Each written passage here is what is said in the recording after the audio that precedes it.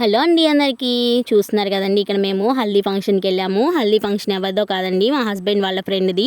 So హల్దీకి వెళ్ళాల్సి వచ్చింది. యాక్చువల్గా ఇన్వైట్ చేశారండి మ్యారేజ్కి. అండ్ హల్దీ ఫంక్షన్ రోజు మళ్ళీ గుర్తుపెట్టుకొని మళ్ళీ కాల్ చేసి మళ్ళీ రమ్మని ఇన్వైట్ చేశారు. యాక్చువల్గా ఇంకా వెళ్ళాలని ఇంట్రెస్ట్ లేదు అప్పటికి. అండ్ ఇంకా మళ్ళీ ఫస్ట్ కాల్ అయిపోయిన తర్వాత నెక్స్ట్ మళ్ళీ 10కి ఆ టైంలో మళ్ళీ కాల్ చేశారు, వస్తున్నారా లేదా అని చెప్పేసి. సో 2 సార్లు కాల్స్ వచ్చేటప్పటికి మన అటెండెన్స్ వాళ్ళకి ఎంత ఇంపార్టెంట్ అని చెప్పేసి మేము మాకు అర్థమైపోయింది. సో మేము వెంటనే బయలుదేరి వెళ్ళిపోయామండి. మంది ఉన్న హడావిల్లో కూడా మన ఫ్రెండ్ని మనం గుర్తుపెట్టుకొని ఇన్వైట్ చేసామంటే నాకు చాలా బాగా అనిపించిందండి. ఎన్ని కోట్లు ఇచ్చినా ఇలాంటి ఫ్రెండ్షిప్ ఎవరికి దొరకదు, వదులుకోకూడదు కదండి ఇలాంటి ఫ్రెండ్స్ని కూడా.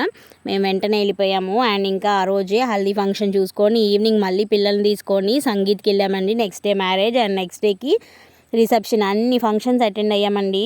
అండ్ ఇంకా వీళ్ళు చిన్నప్పుడు స్కూల్లో చదువుకున్న టీచర్స్ని కూడా అందరినీ మీట్ అయ్యారు. రిసెప్షన్ అయిన నెక్స్ట్ డేనే వీళ్ళు మా ఇంటికి కూడా వచ్చారండి.